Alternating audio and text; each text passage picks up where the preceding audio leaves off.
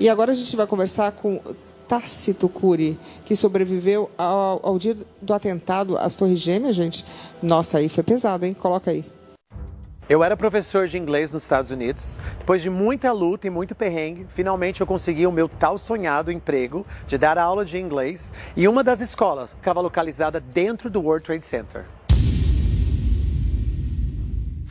Bom, o que aconteceu comigo no dia do atentado? Eu estava indo para o meu trabalho, eu trabalhava naquela unidade terça e quinta-feira. E era um dia normal, um dia lindo e maravilhoso, e eu estava indo para minha aula. A minha chegada naquele dia dentro do World Trade Center foi diferente. Havia muito barulho, eu não sabia o que era, continuei a rota. Eu só realmente percebi que estava acontecendo o atentado quando eu desci do elevador. Quando eu saí do prédio, a primeira torre já tinha sido atingida. Quando eu liguei para o meu pai, eu vi o segundo avião entrando na segunda torre. Então deu tempo para eu sair, mas um pouquinho tempo, curto tempo para eu me salvar.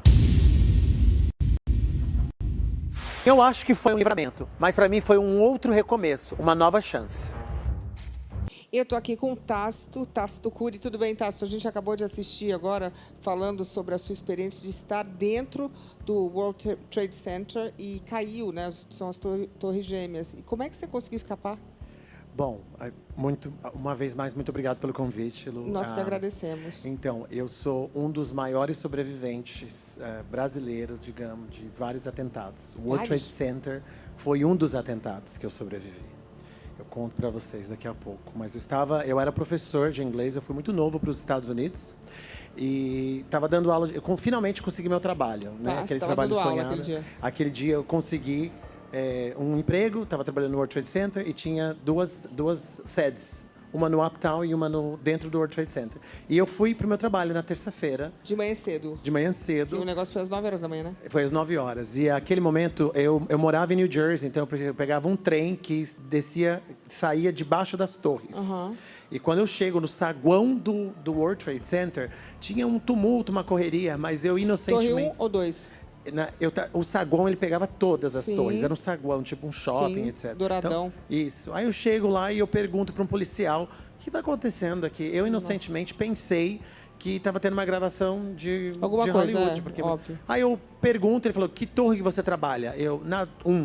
Não aconteceu nada, pode subir. Aí eu subo.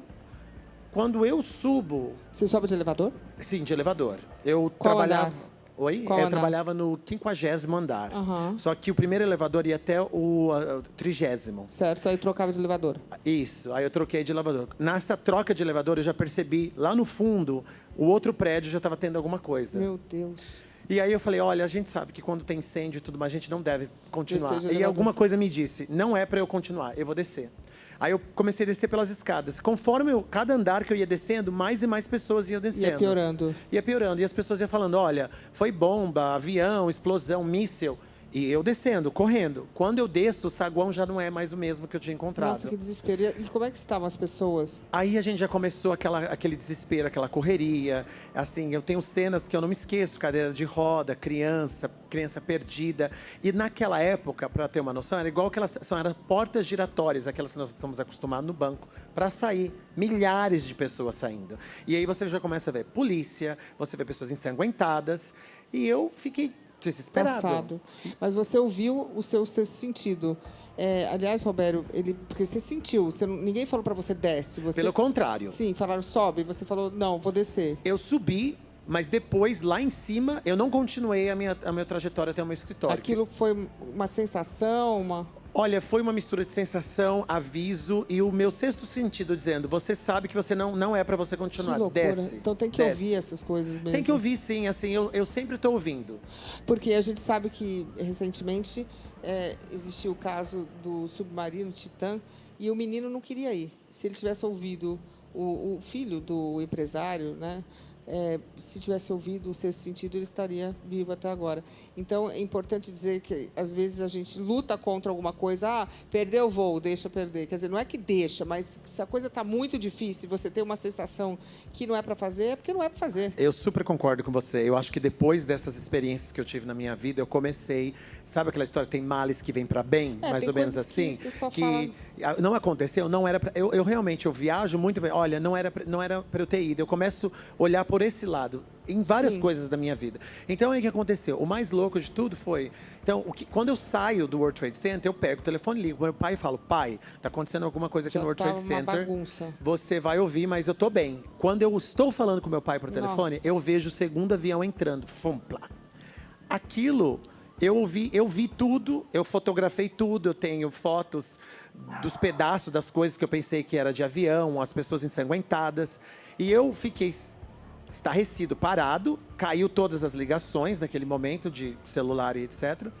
E eu comecei a ficar entendendo. E algumas pessoas que ainda conversavam no telefone, eu ficava com aquelas conversas que até hoje eu me lembro. São as pessoas, meus pés estão queimando, eu vou pular, eu vou escrever um número do meu CPF, né, no meu braço. O Social Security. Do Social Security. E essas conversas eu me lembro até hoje. E eu fiquei com trauma digital. Imagina. Toda vez que eu vejo 9:11 no horário, eu me lembro. Ruim, mas todo mundo lembra disso. Porque nunca mais eu me esqueço, que é uma data que todo mundo se lembra, eu acredito. Ô, Roberto, no caso, você chegou atrasado, né? Eu cheguei atrasado, é verdade, eu cheguei atrasado. Ele não estava dentro do karma coletivo que morreu ali muita gente. Se ele tivesse chegado mais cedo e tivesse talvez no 50º andar, ele não teria conseguido voltar. O que você acha? Ele já estava preparado para não chegar. Quando ele sobe, o que ele tem? Uma intuição. Sim. Ele recebe uma intuição. Essa intuição, quando tem, para o ser humano. Para e ele começa a pensar. Sim. Por quê? Porque ele não fazia parte desse karma coletivo. Porque o que aconteceu nessa data foi um karma coletivo. Muita gente, né? Todas aquelas pessoas que desencarnaram, eles vieram ao mundo com essa missão para desencarnarem juntos. No caso dele, ele não. Por isso que a intuição falou com ele. E a intuição vem do espírito dele, não da racionalidade. Não é minha hora. É o espírito, é a emoção. Vai lá, volta para trás, não teime. E foi o que ele fez. Ele obedeceu o sinal que ele recebeu. É interessante, Roberto, se uma pessoa que talvez não ouça a sua intuição, possa até chegar a vir a óbito numa hora que não seria o seu momento, porque a gente vê no caso dele, ele sentiu que o negócio ia dar ruim. Ele meio que falou, vou sair. E se ele não tivesse ouvido essa premonição dele, essa sensação, ele poderia ter entrado no barco furado e ter morrido junto, um negócio que não era para nem acontecer com ele? A pessoa tem esse livre arbítrio de mudar a sua data de falecimento? Nós recebemos intuição em tudo que nós fazemos no dia a dia. Tudo que nós fazemos. E às vezes nós não seguimos e não acontece nada. Sim. Você paga por aquela consequência daquele aviso que você teve e não respeitou. Sim. No caso dele, que está entrando num karma coletivo, não consegue ir avante. Sim. Não consegue, porque o espírito, ele retira, e não é um espírito, é o dele, assessorados, apoiado por uma falange de espírito. Não era a hora. De todas as histórias que nós ouvimos aqui, a dele é que dá um trauma que nunca mais ele vai esquecer. Sim. Nunca. Por quê? Porque ele esteve para desencarnar. Sim. E ele não desencarnou. Toda aquela cena que ele viu, que ele presenciou, ela vai com ele para sempre. E não é como uma lembrança, é como algo que, de repente, ele não está nem pensando naquilo. Vem e te faz lembrar. É o que eu falei, a história do horário. Toda Sim. vez que eu vejo o horário, e eu, às vezes, escuto as vozes. Ficou uma cicatriz no horário digital. E o pior de tudo é que no dia seguinte... Porque no dia seguinte eu descobri que eu era fui o recrutador e um dos professores do terrorista que quase tirou a minha vida. Ai, que horror. É isso que foi o pior. Quantas pessoas morreram nesse acidente do dia 11? Eu acredito que foi em cerca de quase 3.000 pessoas. 3.000 pessoas.